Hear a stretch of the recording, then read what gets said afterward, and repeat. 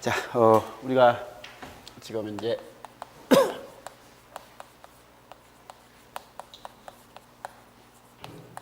전전통입니다. 그죠?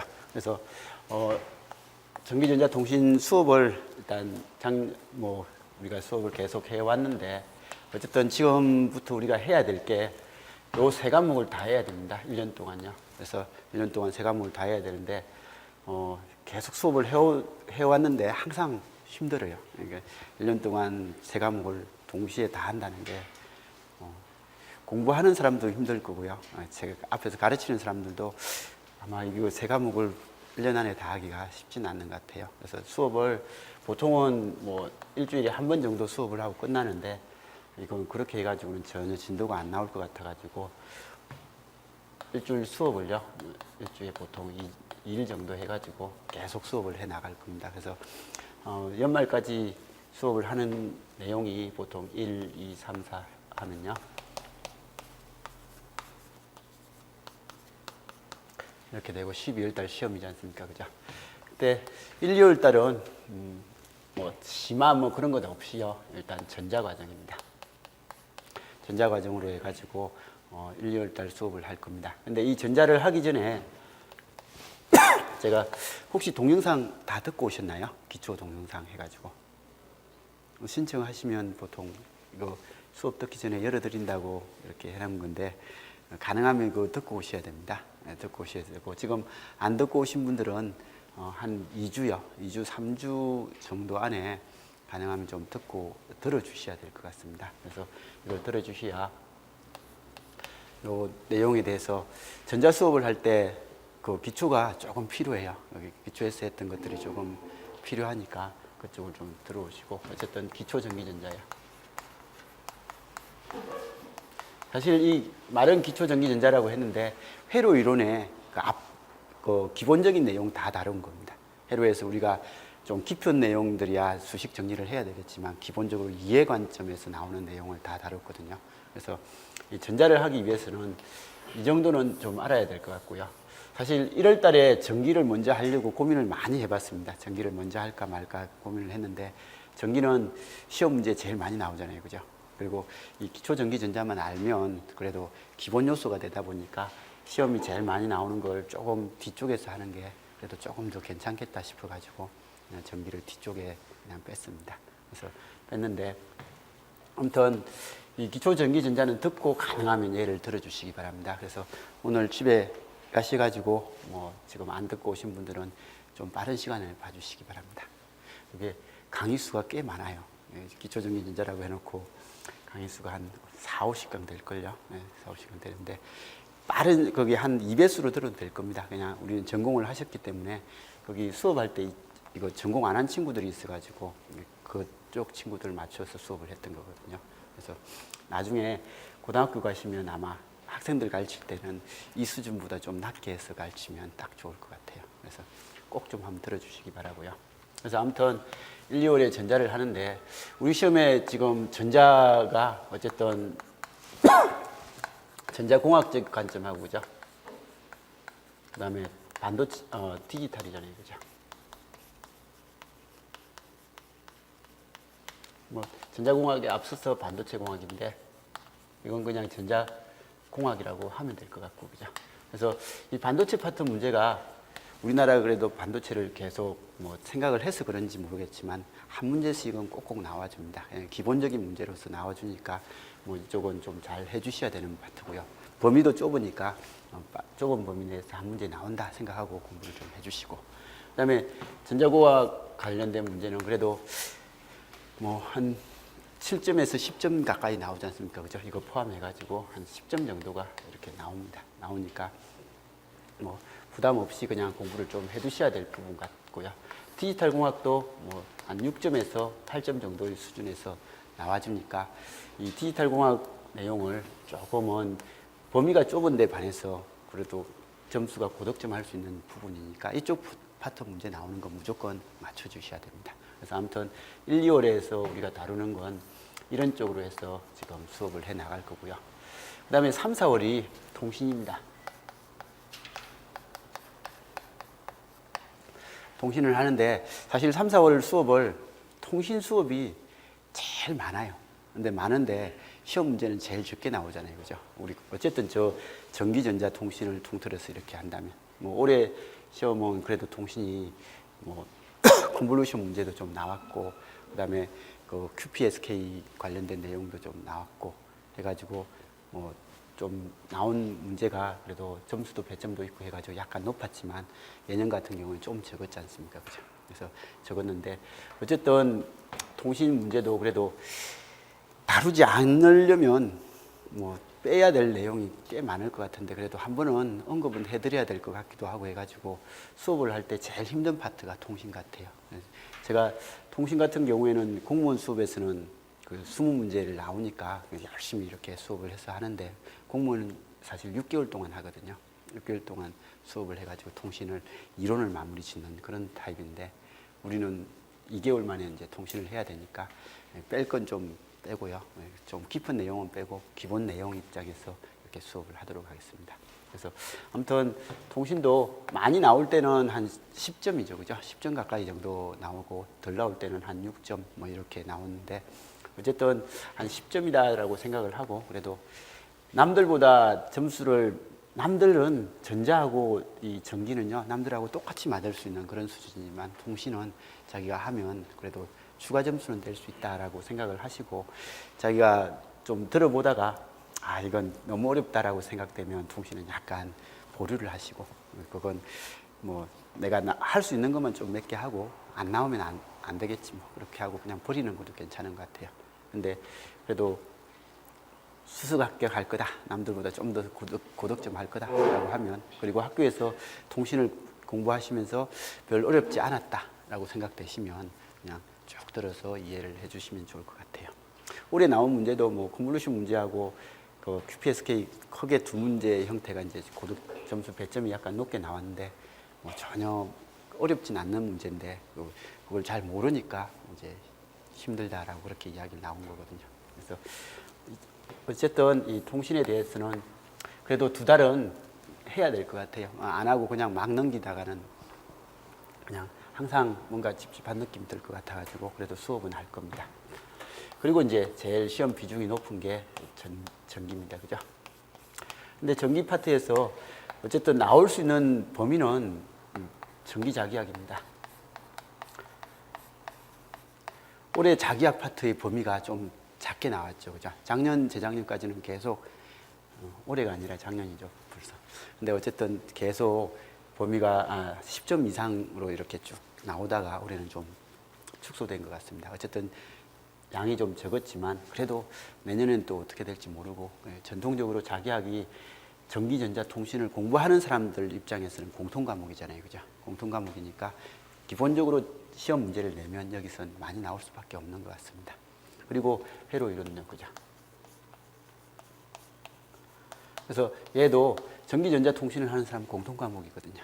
그래서 이게 공통 과목이기 때문에 배점이 좀 높은 것 같고 특히 올해가 특히 이게 좀 기본 문제이면서 문제 비중도 많이 나와가지고 우리 올해 시험 본 사람들은 회로 이론을 기본적으로 잘 다진 사람들은 그래도 합격하는 데는 지장이 없었던 것 같습니다. 그래서 이게 제일 범위가 좀 거기 분량이 많았던 내용이죠, 그죠? 그래서 이거 봐두시고요. 그 다음에 이제 전기에서 나머지요, 뭐 제어 쪽하고요, 기기 쪽하고 전력 쪽. 뭐 이런 전기에서 자기점 관련된 내용이죠, 그죠? 자기점에서 한 과목씩이다라고 보면 되는데 이쪽은 제가 뭐 잘 못합니다. 일단 이쪽은 잘 못하고 특히 이제 이 기기는 요즘 제가 공무원에서 전기 기기 수업을 하다 보니까 그래도 좀 할 수 있는데 제어라든지 전력은 그냥 기출 문제 위주의 형태밖에 못할 것 같아요. 그래서 그 문제 정도 풀어드리는 정도 그 수준을 할 겁니다. 그래서 나머지 이쪽하고 이쪽은요, 여기 스타디를 좀 하시든지 해가지고 좀 채워 넣으셔야 될 겁니다. 그리고 특히 전력 파트 문제는 뭐 기사에서 기본적으로 다루고 있는 그런 것도 나오지만 우리 전력, 그 고등학교 전력책 있죠, 그죠? 전력 파트가 파트 1, 파트 2 해가지고 책 두 권이 있는데 그 전력 책에 있는 그 박스에 있는 문제들이 좀 많이 나오더라고요. 그래서 고등학교 교재를 쭉 훑어보시면서 좀 정리를 하시고요. 올해 기기 문제도요. 고등학교 책에서 어느 정도 다루고 있는 그게 그대로 나왔거든요. 그게 약간 응용돼서 나왔는데 어쨌든 기기하고 전력은 고등학교 교재를 참고를 좀 잘 하시기 바랍니다. 특히 이쪽은 고등학교 교재가 다른 교재보다 설명도 잘 돼 있고요. 보기도 편하게 돼 있거든요. 편하게 돼 있으니까 이건 좀 참고해서 봐주셔야 될 것 같고, 그다음에 제어공학은 뭐 고등학교 교재의 개념이 아니잖아요, 그죠? 이건 대학 전문 서적을 봐도 뭐 어떨 때는 작년 이제 재작년이죠 벌써 재작년 시험 같은 경우에는 거기에 나오는 전공 서적에 나오는 것들이 뭐 나와버려 가지고 뭐 풀 수는 있었지만 유형이 딱 다르다 보니까 전혀 내가 뭐 푸는 문제인가라는 생각이 들어가지고 재작년에 시험 문제가 어려웠고요.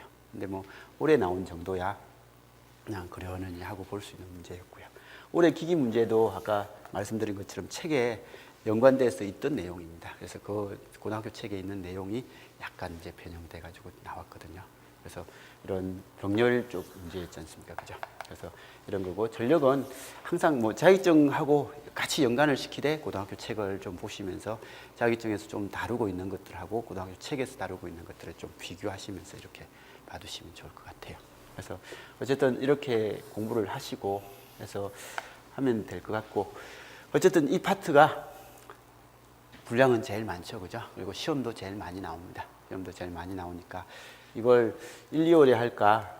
이건 제가 못하니까 뭐 1, 2월에 해서 할까 하다가 그냥 이건 미리 맡기는 거고요. 이거 정도는 그래도 제가 수업을 좀 많이 해가지고 해드리는 데 있어서 지장은 없을 것 같으니까. 그리고 이게 시험에 많이 나오니까 5, 6월 그래도 이제 시험이 가까우면 그래도 조금 더 열심히 하니까 이 뒤쪽으로 이렇게 뺐습니다. 그래서 이렇게 해가지고 6월까지 수업을 하고요. 그 다음에 이제 7월, 8월, 9월은 1, 2월 수업한 내용요. 여기 단원별 문풀을 할 겁니다. 그래서 그냥 공무원 쪽 있는 문제들하고 우리 기출 문제들 쭉 가져와가지고 주관식 형태로 문제 만들어가지고 그냥 그거 계속 풀이해 나갈 겁니다. 단원별로요. 그래서 3, 4월 건 여기 하고 5, 6월 건 여기 할 겁니다. 실제로 올해는 수업을 할 때 이쪽을 넘어와가지고 처음이고 책을 좀 정리하다가 보니까 진도가 막 늦어져가지고요. 그리고 문제를 쓸데없이 많이 집어넣어가지고 많은 문제를 풀다 보니까 진도가 많이 늦어지더라고요. 그래서 올해는 좀 늦게 끝났는데, 작년요. 그래서 이거 볼륨 좀 낮추죠. 그래서 올해는 그래도 조금 더 열심히 해가지고요. 이 진도를 정상적으로 좀 맞추도록 노력하겠습니다. 그래서 이렇게 하고 나서 이제 10월 달은요. 이거 끝나고 나서 한 10월 중순쯤 되겠죠. 그죠? 한 중순쯤 될 것 같은데 한 5주에서 6주요. 5주에서 6주 정도 모의고사 볼 겁니다. 여기는 단원별이고요. 그래서 이 모의고사 보면서 뭐 내용 정리 못했던 거 좀 몇 문제 집어넣으면서 했던 거에 대해서 좀 확인하는 그런 시간 가지고 12월 달 여전히 올해처럼 시험 볼 거니까 올해 그 12월 초에 한 3주요. 한 3주 전에 모든 수업을 마무리 지을까 그렇게 생각 중입니다. 그래서 이렇게 해가지고 수업을 진행할 거다라고 좀 생각을 해보시고요. 그리고 뭐 기출문제 풀이는요. 수업 중간중간에 예를 들어서 기출문제 풀이를 할 거고, 그리고 이쪽 7, 8, 9에서는 단원별 문풀을 할 때는 다 기출문제를 단원별에 다 집어넣어서 하거든요. 그래서 그쪽에서 다 할 거니까 제가 풀 수 있는 범위까지는 다 해서 해드리겠습니다. 그래서 그쪽에서 열심히 좀 해주시면 될 것 같고요. 그리고 평상시에 공부를 하실 때 지금 처음 하시는 분이 많으니까요. 처음 하시는 분들은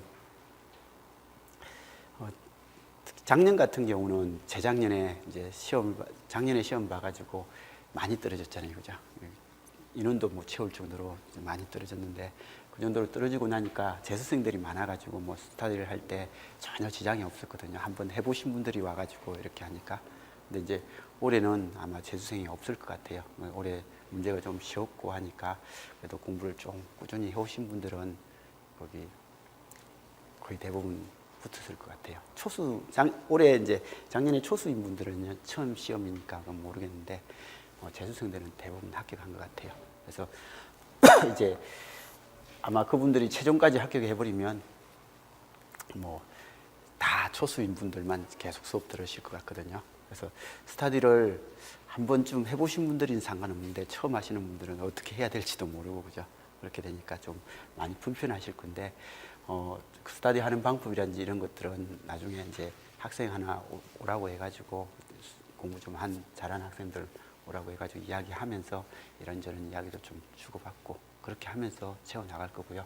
그리고 여기 계신 분들 중에서 수업하시다가 난 스터디를 좀 해봐야 되겠다라고 생각되시는 분 있으면 그때 말씀을 주세요. 그러면 몇 분 모아가지고 같이 이제 할 수 있게끔 그렇게 해드릴 테니까. 작년에는 그냥 임의로 다 시켰거든요. 재수생들이 많으니까 잘 할 수 있는 사람들이 있으니까 그냥 나눠가지고 그냥 쭉 해버렸는데 올해는 처음 하시는 분들밖에 없어가지고 지금 어떻게 스터디를 구성해야 될지 이건 한번 생각을 해봐야 될 것 같습니다. 자, 아무튼 수업은 이렇게 해 나갈 거다라는 것 정도는 봐두시기 바라고요. 그리고 혹시 수업 과정에 대해서 질문하실 거 있으시면요. 아무 질문 없나요? 별로 관심이 없나요? 그런 건 아니죠. 자, 아무튼 이렇게 할 거다라는 거고요. 그리고 이 7, 8, 9에 할 때 단원별 문제풀이는 그냥 조그만한 책자로 해가지고요. 이렇게 해서 만들어서 쓸 겁니다. 그래서 올해 했던 문제에서 좀 쓸모없다 싶은 부분은 좀 지우면서 그리고 이제 추가 내용 조금 기출 문제 추가하고 그렇게 해서 수업을 하도록 하겠습니다. 아무튼 수업은 이렇게 진행될 거다라는 것 정도 봐두시기 바라고요.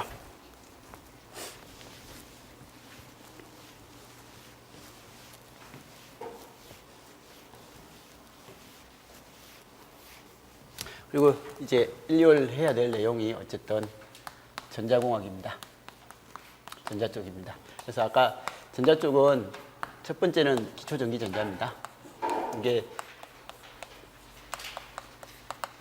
이 수업이 제가 생각했을 땐 제일 중요한 것 같습니다. 우리도 마찬가지고요. 거기 전공을 많이 한 사람들도 한 번쯤은 들어주십시오. 이게 내용이 쉬워가지고 전공을 하신 분들은 한번 들으면서 1.5배수, 2배수로 딱 틀어놓고 딴 일을 해도 됩니다. 딴 일을 하다가 이게 좀 중요하다 싶은 것만 좀 집중해서 들으시고 딴 공부하시고 그렇게 해도 되거든요.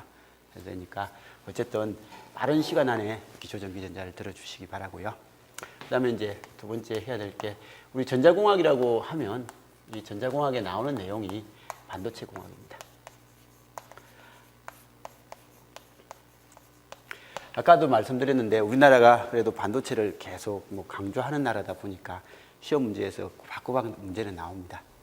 다른 공무원 시험 문제에서는 잘 안 나오거든요. 근데 이쪽이 우리 쪽 시험에서는 꼬박꼬박 나오니까 계속적으로 옛날 시험일 때도 다이오드의 특성 같은 거 반도체 관점에서 나오고 그죠. TR도 반도체 관점에서 나오고 FET도 그런 관점에서 나오고 하니까 계속 이 반도체 내용은 계속 봐주셔야 되고요. 올해도 터널 다이오드니 정진압 다이오드니 이렇게 이야기를 하면서 나왔던 그 문제 그죠. 그래서 그 터널 효과에 대한 내용도 나왔습니다. 그래서 이 부분은 진짜 하루 아니면 이틀 수업이거든요. 이틀 수업 한 분량에서 한 문제 나온다라고 생각을 하면 해볼 만한 내용이지 않습니까? 그죠? 그래서 이건 무조건 조금 열심히 해서 맞춰내시고요. 그 다음에 이제 전자공학입니다. 전자회로라고 할까요? 다이오드고요.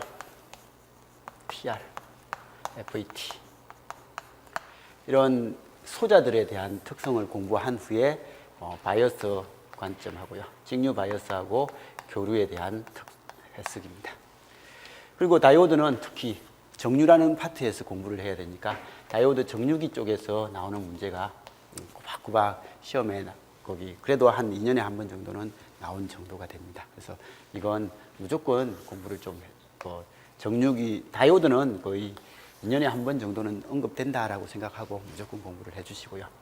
TR 문제는 의외로 좀 요즘은 OPM프가 원체 대세다 보니까 OPM프 쪽으로 대체가 많이 돼가지고 나오고 그죠. TR 문제가 조금은 줄어들었습니다. 근데 예전에서는 그리고 거기 어디죠? 사립 시험 보면 여전히 TR이 대세인 것 같아요. TR이 대세인 것 같은데 어쨌든 TR에 대한 기본 개념은 진짜 잘 아셔야 됩니다. 그건 시험에 나오든 안 나오든 TR을 알아야 FET도 알 수 있고 모든 이제 동작의 특성, 회로적인 특성을 이해를 할 수 있으니까. 그리고 나중에 뭐 학교 선생님 되시면 실습 수업을 하는데 그래도 그때도 실습을 할 때 뭐 IC를 써서 사용을 하기도 하겠지만 TR을 사용을 할 거니까 TR에 대해서도 잘 봐주시고, 그리고 TR은 제가 생각했을 때 조만간에 또 나올 것 같아요. 거기 올해처럼 거기 공교 문제인가요? 공교 문제 마지막 문제 10점짜리에 뭐 TR의 동작 원리에 대한 것을 이렇게 해가지고 수업 같이 TR의 동작 설명하고 이런 공교 문제하고 같이 합쳐서 나오든지 그렇게 할 겁니다. 이건 어쩔 수 없습니다. 거기 시험 문제 내다 보면 그렇게 갈 수밖에 없는 내용이거든요. 그래서 TR은 직류적인 해석부터 해가지고요, 측정하는 것부터 그리고 이제 동작 원리까지 정확하게 알아야, 여기 공교 문제 같은 건 자기가 특성을 완전하게 알고 있으면 뭔가를 쓰라고 할 때 쉽게 쓰거든요. 그게 공업 교육 관점이 아니라 이 TR에 대한 해석 관점이 필요하니까요. 그래서 그런 것들을 쓸 때 좀 많이 필요할 거니까 이건 공부를 조금 더 열심히 좀 해주시기 바라고요. 그리고 이제 FET 배우면 이제 OPM프죠, 그죠? OPM프는 뭐 그냥 한 문제 나온다 생각하세요. 한 문제 나온다 생각하고, 전자회로에서 OPM프 안 나오면 이제 나올 게 별로 없어요. 나올 게 별로 없는 거니까 TR이 안 나오는 대신에요, 요즘은 OPM프가 우리 푸는 문제로는 많이 나옵니다. 많이 나오니까 이건 OPM프 문제는 그냥 역시 한 문제 맞출 거다 생각하고 어떻게 나오든 맞출 수 있게끔 그렇게 좀 노력을 해주셔야 될 파트인 것 같습니다. 그리고 나머지 이제 전력 정폭이라든지 부기한 정폭이라든지 그다음 발진이라든지 뭐 이런 회로는 이런 특성이 있다라는 것과 자주 쓰이는 것들에 대해서 좀 공부를 해주시고, 이 발진 파트에서 디지털하고 연관돼서 나오는데 제가 맨날 시험 나올 겁니다. 시험은 안 나오는데 중요합니다. 라고 하는 게 학교 실험할 때 많이 쓰는 NE5예요. 이거 언젠가 한번 나와줬으면 좋겠다라는 시험 문제입니다. 여기 학교 실험을 하다 보면 NE5 가지고 발진 꽤 많이 시키거든요. 많이 시키니까 우리 고등학생들 가르치려면 이 정도는 또 알아야 되는 부분이 있는 것 같아가지고 제가 수업할 때는 맨날 합니다. 하는데 시험은 잘 안 나오더라고요. 시험은 안 나오니까 뭐 우리는 합격해야 되니까 라는 관점에서는 쓸모없지만 그래도 좀 알아두시는 게 좋은 것 같고요. 자, 아무튼 전자회로는 이런 관점이고요. 이런 관점이고, 그 다음에 디지털 공학이죠, 그죠?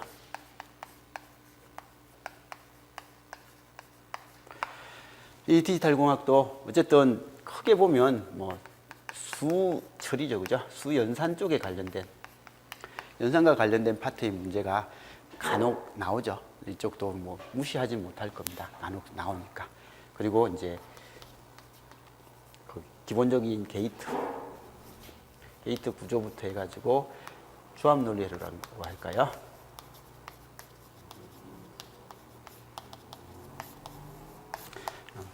조합 논리회로가 그래도 나오고 있습니다. 그죠?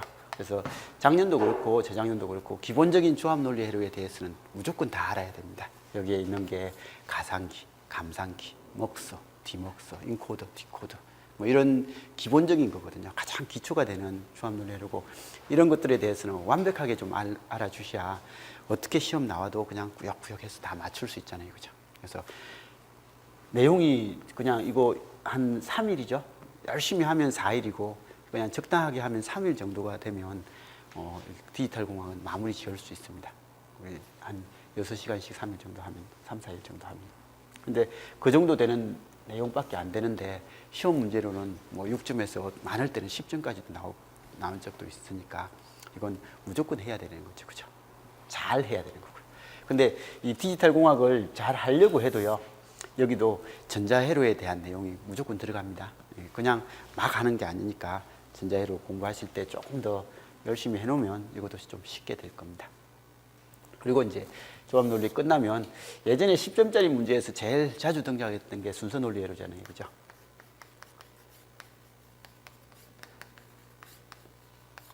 카운트요. 그죠? 카운트 설계 쪽 문제가 많이 등장을 했는데 뭐 요즘은 10점짜리를 내기가 불편하니까 뭐 우리한테 주어진 게 옛날에는 20점짜리 문제도 있고 막 그러니까 1시간 동안 카운트 설계해라. 뭐 이렇게 하면 충분히 설계가 가능했거든요. 그래서 그랬는데 요즘은 뭐 시간 제약도 있고 하다 보니까 그렇게 깊게는 안 나오는 것 같아요. 그래서 오히려 뭐 얕게 나오니까 그냥 기본적인 내용 정확하게만 이해해도 풀 수 있는 그 정도. 복잡한 것도 별로 없고 하니까 그냥 점수는 쉽게 받을 수 있는 부분인 것 같습니다. 그래서 공부를 하실 때 전자공학에서 이건 무조건 열심히 하시고요. 시험 나오든 안 나오든 이건 회로 이론하고도 관련 있고 우리 쪽 전체하고 관련 있는 내용이니까 봐주시고 반도체 한 문제 맞출 거다라고 하고 1시간 한 이틀 동안 열심히 반도체에 나왔던 거 정리 쭉 하시고요. TR은요, 전자회로는 분량은 많지만 그리고 수업도 엄청 많이 하죠, 그죠? 많이 하는데 이걸 뭐 이해 안 되는 부분도 있고 뭐 이해되는 부분도 있을 건데 그래도 다이오드 파트에 대한 다이오드의 정류 파트에 대한 내용은 무조건 이해를 하려고 노력하시고 그다음에 TR의 직류 바이어스 뭐 이런 쪽 정도 직류 바이어스고 교류 등가해서 해석해 보는 것까지 정도 어려운 건 하지 말고요. 기본적인 형태에서 해석하는 것. 그다음에 OPM프 무조건 열심히 하고요. 나머지는 잘 모르겠으면 그냥 패스. 내가 이게 대충 알면요 주관식 시험 문제에서는 잘 못 맞춰요. 확실하게 알아야 그게 쉽게 점수를 낼 수 있잖아요, 그죠? 그래서 대충 알면 잘 못 맞추니까 이게 대충 공부해가지고 눈으로 슉 지나가 버리면 시험장에서는 잘 안 나옵니다. 잘 안 나오니까 조금 더 자기가 좀 잘할 수 있는 것들을 모아가지고 특히 이 부분들이 중요하니까 이 부분들 모아서 정리를 좀 해두시고 디지털은 무조건 열심히 하시고 이렇게 하시면 전자에서 나오는 문제 뭐 크게 지장 없을 겁니다. 그래서 이렇게 될 거니까 어쨌든 우리가 수업을 이렇게 해 나갈 거고요. 보통 이 수업을만 해도 한 달은 꼬박 걸려요.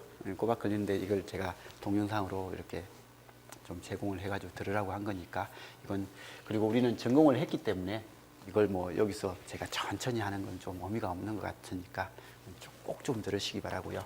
그다음에 이거 한 많으면 3일 정도요. 이틀에서 3일 정도 해가지고 마무리를 지을 겁니다. 마무리를 짓고요. 그다음에 이건 이제 수업 받는 사람의 상태를 봐가지고 진도가 빨라질 수도 있고 늦어질 수도 있을 것 같아요. 예, 이건 같이 수업하면서 정리할 건데 예제 같은 문제는 그리고 기출 문제들 가끔씩 가져와가지고 수업을 할 건데 그때 할 때 가능하면 나와서 풀라고 합니다. 수업 시간에 직접 나와서 풀어보라고 하고 그 풀면서 그 잘못 적는 거라든지 적는 방법에 대해서 한번 이야기도 하고 막 그렇게 하니까 뭐 일단 나와서 풀라고 하면 주저하지 말고 그냥 막 풀어주세요. 어떤 사람은 안 나온다고 이렇게 하시면서 동영상 돌리고 막 그러시는데 그렇게는 하지 마시고요.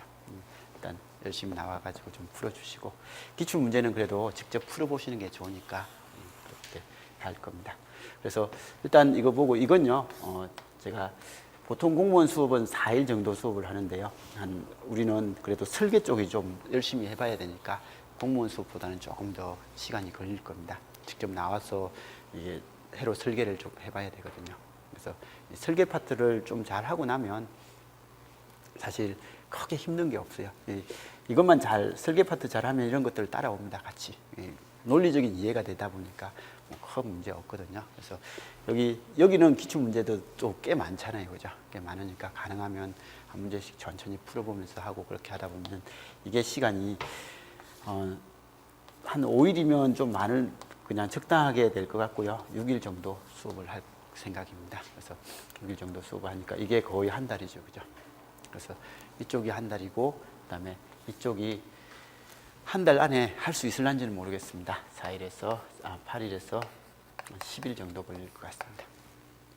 그래서 이렇게 해가지고 1월 달 이제 시작을 해가지고 하면 2월 말까지는 빠듯하게 해야 이렇게 진도를 마무리 지을 수 있을 것 같거든요. 그래서 이런 정도다라는 정도는 봐두시고요. 그래서 수업을 이렇게 할 거다라는 내용만 봐두시고 그리고 혹시 수업하는데 질문하실 거 있으시면요. 학교 선생님 될 분들 아니죠? 그래서 학생들한테 이렇게 발문한다고 하나요? 이런 것들 많이 하고 대답하라고 열심히 이야기해 줄 건데 질문도 안 하시고 이러면 어떡해요? 네. 시간도 붙여서 할 거고요. 보통 수요일은 아침 10시인데 수업이 10시인데요. 9시인데 보통 오전 수업을 하다 보면 9시에는 멀리서 오는 친구들은 출근하기가 힘들다라고 하면서 항상 10시에 하자고 하더라고요. 근데 혹시 9시에 하면 힘드신 분 없나요? 저기 한 분 여기 안 계시나? 네. 힘드시다고 한번 하더니 그러면 9시에 시작해도 되나요? 그러면 뭐 9시에 시작하면 되는 것 같고 혹시 저분이 힘들다고 했나? 아닌데. 자, 그래서 어쨌든 월요일은 지금 14시부터 시간이 몇 시까지 돼 있죠? 시간은 몇 시까지? 월요일 시간 6시까지 돼 있던가요? 적혀 있지는 않아요. 시간. 기본적으로 한 21시, 22시?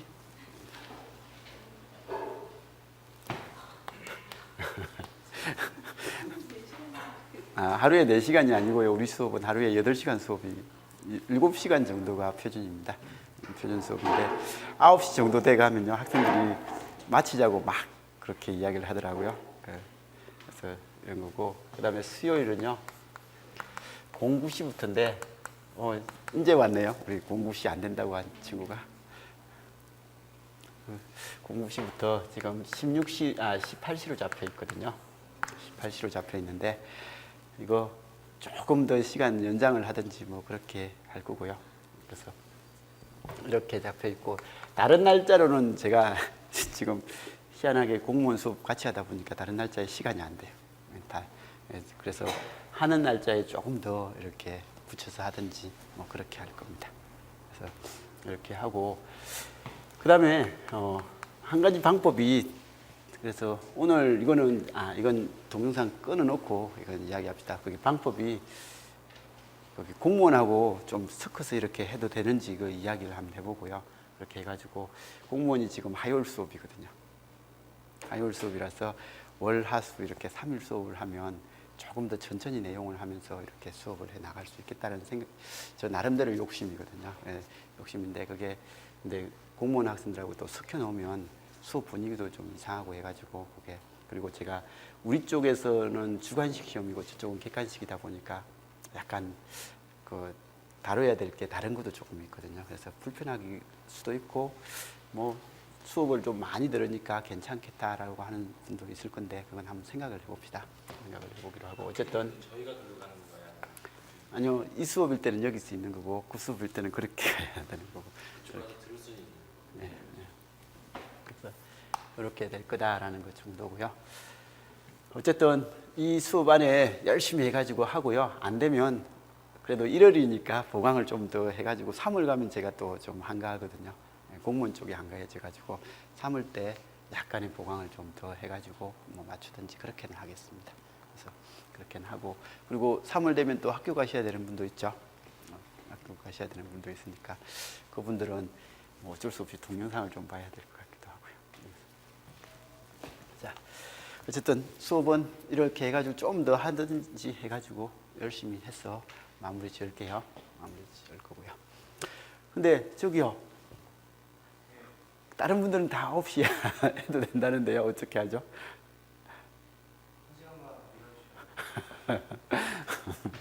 지금 우리 아저씨가 늦게 와가지고 이제 발언권이 없어져 버렸어요. 발언권이 없어져 버렸는데 약속이 돼 버렸는데. 자, 한번 생각해 봅시다. 일단 수업 첫 시간 해보고 아침에 9시에 맞춰서 교육학 수업 들으시죠. 다른 교육학 수업 들으시니까 누구야 평상시에 하는 거니까 뭐 나쁘진 않을 것 같기도 한데 일단은 이렇게 돼 있는 거 한번 봐둡시다. 자, 그래서 수업은 어쨌든 이렇게 진행되고 될 겁니다. 그래서 전자공학은 이렇게 할 거다라는 거고 다른 수업에 대한 질문요. 혹시 이제 2달 안에 이게 끝나지 않습니까? 사실 처음 준비하는 건 양이 좀 많은 것 같은데요. 네. 혹시 이게 하루하루 어느 정도 나간다는 게 좀 있나요? 준비라도 좀 해오면 이해를 하게 아, 모릅니다. 제가 하고 싶은 데까지 하다 보니까 제가 좀 막 가는 타입이라서 그런 것들을 잘 주의를 잘 못합니다. 제가. 네. 어쨌든 수업을 예습을 해오면 참 좋은데 여기는 예습이 가능하죠. 예습을 해오면 참 좋은데 이게 우리가 작년에 제가 여기서 찍어놓은 동영상이 없어요. 제가 작년 7월에 이쪽으로 이사 와가지고 지금 저기 다른 학원에 1, 2월 촬영한 게 있거든요. 그래서 그것 때문에 약간 수업 예습하기는 약간 불편할 것 같아요. 그걸 미리 좀 보시면 뭐 보시고 하면 좋긴 좋은데, 근데 복습은 어쨌든 좀 무조건 해주셔야 되는데 공부는 근데 예습이 좋죠, 그죠? 예습을 하고 오시면 딱 수업 들을 때 집중을 할 수 있으니까 예습을 할 수 있게끔 어쨌든 한번 생각을 해보도록 하겠습니다. 그건요. 다른 질문은요? 아, 첫날은 조금 빨리 끝날 겁니다. 혹시 몇 시에 약속 있습니까? 뭐 저녁에 6시에 끝나는 줄 알았습니까?